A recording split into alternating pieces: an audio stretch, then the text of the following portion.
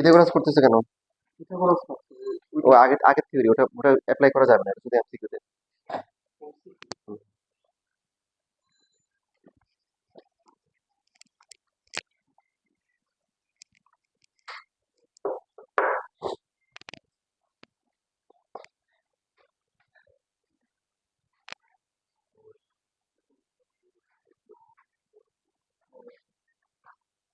সময় নাই, দেখো আমি করে দিচ্ছি তোমাদের।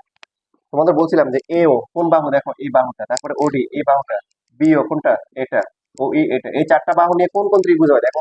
এখানে এই পাশে কি হয়, একটা হয় এ ও ই, আর একটা কি হয় বিওডি। এখন এই দুটো ত্রিভুজের মধ্যে সমান আছে কিছু, এ ও ই তে কি কি সমান আছে দেখো। এ ই ও কোন সমান সমান কি বিডিও, রাইট? দুইটাই কি এক সমকোণ, দুইটাই হচ্ছে এক সমকোণ।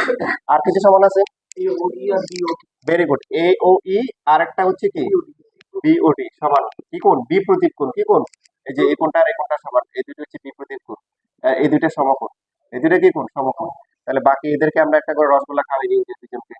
তাহলে প্রথম ত্রিভুজ থেকে বাকিটা তো লিখতে পারবো, অবশিষ্ট এই দুটো সমান। সমান এই জন্য লিখতেছি না। তো দেখো বাকি এখন তাহলে কি আছে বলো। প্রথম ত্রিভুজ থেকে এ ও, ও ই, আর হচ্ছে কি এ ই, এ ই, এ ও যেটা আছে সে পেয়েছি কি স্টার, আর হচ্ছে রসগোল্লা, স্টার আর রসগোল্লাকে বিও। ও ই, ও ই পাইছে কি স্টার আর সমকোণ, স্টার আর সমকোণ কে পাইছে ওডি।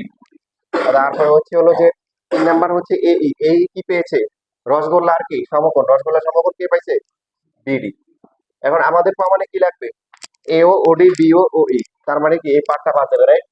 বাদ যাওয়ার পরে কি আসলো, এও ইন্টু ওডি ইকুয়াল টু বিও ইন্টু কি ও, এটুক লেখো।